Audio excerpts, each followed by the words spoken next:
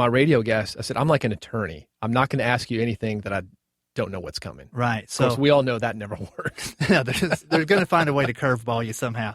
But a yes or no question, and then build trust. Now, one thing I do in a comedy club, I've got a few techniques I use. One, if I'm talking about being married, I'm going to a routine about that. I will look for couples in the crowd that have the wedding rings on, that are sitting close to each other if the joke's pro-marriage. If I'm talking about struggling with marriage, I'll look at the couples that are seated 2 seats away from each other.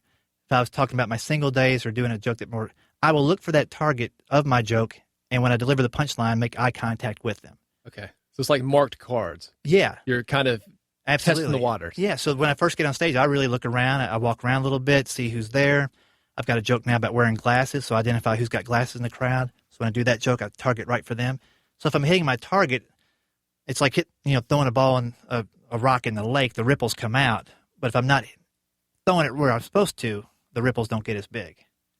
If that makes sense? It completely makes sense. And what I'm thinking about right now is how much must be going through your head, because when you see a comic, there are no better performers when it comes to timing, because you guys have worked through this. We talked about it on the last episode, Rick, when you were on episode 109, which is at redpodcast.com/109.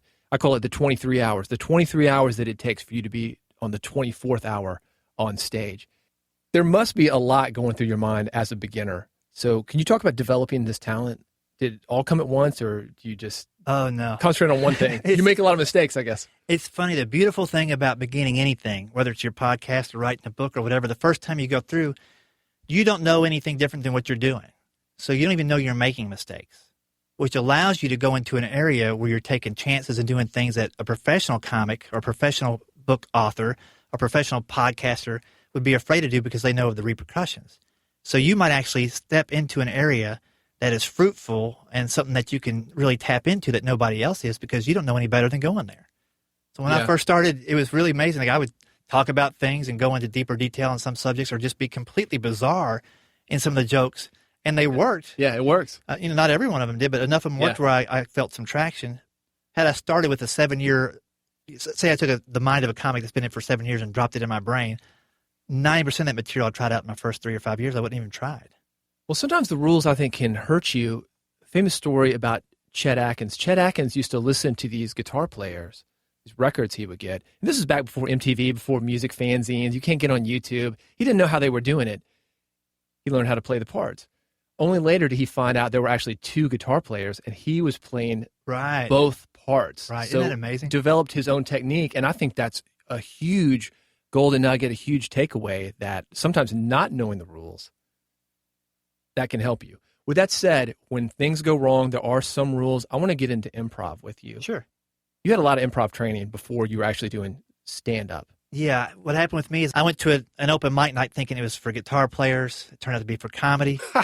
And I didn't know till I got off the stage. I was the first person up, and it was at a bar. Didn't know. Played 3 songs to dead silence. So I did comedy, and then I've got some traction for about 8 months, 9 months. And there was an audition in town for an improv group that needed some support players, and I stumbled into that. And then I was pretty much full-time improv for 5 to 7 years, and kind of dabbling in the stand-up on the side when I had an off week here and there. And then after the improv group, I was the youngest guy in the group at that time. After they kind of got old and settled down and moved on to different things, I got back into my stand-up. So definitely a ton of improv background, though. And that probably has helped you in life, like when some guy breaks a woman's arm in the audience. Right, yeah. Well, you roll with the punches. The beautiful rules of improv, and there's just a handful. One is agreement. Now, if you've got a co-host and your podcast is about the conversation and the disagreement, you don't always want to agree with them. But on stage with another performer in improv, if they say, hey, lightning's going to strike us here in 5 minutes, you're like, yes, it is, and we need to get a plan together. So it's that yes, and. Yes, and. Because if you say, no, it's not, the scene is over. Well, and that can kill an interview. If you're a podcaster or broadcaster, I've had mistakes on the radio where they'll say, no, it's not like that. Right. Whoa, it just kind of gets you on the defensive. You've got to be cool. You've got to maintain your composure to get over something like that. And yeah, you can do it, but it can throw a lot of people off. Sure. So you have to know, I think, if you're being interviewed, that you can throw your host off pretty easy if they haven't had this training. Sure. Which is why you want it. That's right. In improv, it's 90% listening. The beautiful thing about improv is if you listen and just move the scene forward, the scene can become funny. If you're waiting to get a line in and the moment passes and you still try to get that funny line in, it doesn't work. Well, it's like a great interview, right? Yeah, just like this one here. You have to stay in the moment and completely dialed in, because that's when you can really pick up on nuances. Sometimes just the way the answer comes across, you're like, well, let's back up there. That sounded a little deeper than what we're getting at. It's such a fine line, though, because as you're going through what you're saying, I'm thinking, oh, we got to ask about this, let's talk about this. Yet I've got this plan, so-called plan with air quotes, that I want to drive this thing forward. You're a podcast host. What are your thoughts when you interview people? How do you keep the show moving forward, but also listen and go with those great opportunities that you've got? You know, it's funny. We about every fourth episode is an interview with a comic who's further along than I am, because I'm trying to glean information from them as well. So I have no more than 2 questions I want to ask. The first question of the interview and what I'm going to wrap up with, and then I just listen and ask. You know, the first question kind of gives them a broad thing to answer in whichever direction they go in. I just follow down that path. But I don't have 9 questions that I ask everybody I interview. I know some of the podcasters. It's like a system, a factory. And after you listen to 15 or 20, you're out. It's like, yeah, gosh, okay, they're going to ask that question. Fast forward 30 seconds because the guy takes 30 seconds to ask that same question. You know, we know what we're talking about here. Right. So it's really just kind of finding out their story. I don't know. I like to know where they're coming from. I like to know the writing process maybe. But I don't ask the same questions to every person, because one person will give me one nugget that's well worth exploring for 5 or 10 minutes. When I started broadcasting, I would have everything scripted out, the intros, the outros, tons more questions than I needed. I remember one time I had a guest. She answered everything within the first question, within about the first 5 minutes. Oh, yeah. This is where improv comes in handy. So let's say you've got 2 questions. I imagine a lot of people are thinking, oh, man, that's way under preparing. What are your thoughts on that? Comics have a certain language between us. We have shared experiences. So 2 things I definitely want to know going into an interview with a specific person. Something I've seen when they did a Letterman appearance, or maybe the last time we worked together, it went a certain way. I wanted to figure out how they felt about it, whatever it might be. But the rest, I feel comics especially are really good at telling their story. It's really not been a problem getting podcast episodes done with other comics. Sometimes it's revisionist history. They want to kind of put their story out there the way they want it to be remembered. Oh, yeah. And I'm sure like you an ex-president. Exactly.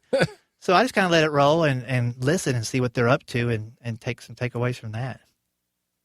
I think that's really smart. I think just trusting it, letting it breathe, knowing that you have the skills no matter what comes your way to get through it. Sure. And let's be honest, if it's not going great, it doesn't have to be released. Right. And so far, everything that we've recorded is planned to be released. I guess the other thing, too, is if you want to kind of compare this with comedy, you know, Bill Hicks, who was legendary in his time and a trailblazer in a lot of ways, he did a lot of crowd work and improv with his audiences. And somebody kind of asked him his approach to that. And I think his quote was something along the lines of, "My act, that's what I do when I can't think of anything else to say." So the questions in your notebook are what you can ask when you can't think of what to say next. Yeah, I think that's a great way to end it. Not going to end it quite yet, though, because I do want to talk about the offerings at School of Laughs. Not only is it a great podcast, you've got these weekly blog posts, you've got incredible interviews with these guys that we've seen on Letterman 5, 6, 7 times. I mean, you've got access to great people because you are on the road. And by the way, I have to make the note, I think the reason you're able to talk to them is because you're in the trenches. That's another piece of great advice. If you're in the trenches, if you can talk the language, you can connect with people. Sure. But let's talk about not the improv, but writing, because I think this is such an important skill for bloggers, podcasters. Even if you're not physically writing something, the delivery of it on a podcast, brevity, super important. And you've got some great writing offerings where you teach people how to get to the point, how to do it quickly, certainly much more quickly than this question that I'm asking you. Yeah, there's a few different courses you can look at if you like anything comedy related.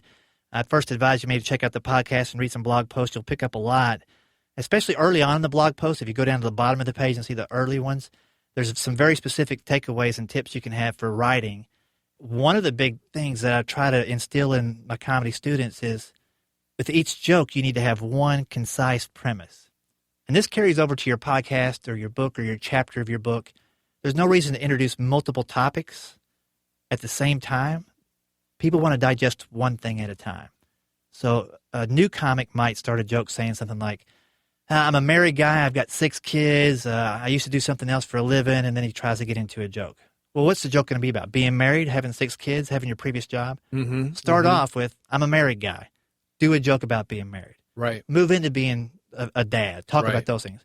When you introduce multiple things, it's confusing. And for comics, you want to misdirect. If they don't know where you're going in the first place, you can't change direction on them. Well, I got into your writing class because I was a marketer. And that's another lesson for marketing, too. You ask them for one thing, and that's yes or no. After you've asked them one thing, if they say yes, you say, do you want more or do you want less? How many do you want? You focus on one thing, one action. I think that's great. And my one action for you, go to schooloflaughs.com. Go to iTunes, search for School of Laughs. This thing is awesome, and anybody can take this course that you've got. Sure, yeah. It's super easy to do, and you're actually offering feedback one-on-one, so you're going to look at their jokes and let them know if it's good or not. And what I love about you is you can take, let's say you were a comic, you had a 10 or 20-minute set, you can squeeze it down to 5 minutes, but get that same amount of laughs. Yeah, it's funny. One of my first students that took the online class, we had a class conference call. She just kind of wanted to see if it was the right fit. And I said, how much time do you think you have when you hit the stage? And she was a speaker. She goes, I think I've got 20. And I go, you've probably got 5. And here's the funny thing. She got that 20 down to 5 with more laughs and then wrote another 15 minutes the first time she went through the course. Right. And it was as tight as that first 5 now. Because we have a tendency as Americans, we love supersize, we love the bulk, we love the thud factor. Right. And we're talking quality here. What Rik tries to do with you, with your book, you don't need to write 70,000 words when you can say it in 20,000 words. People can digest it quicker.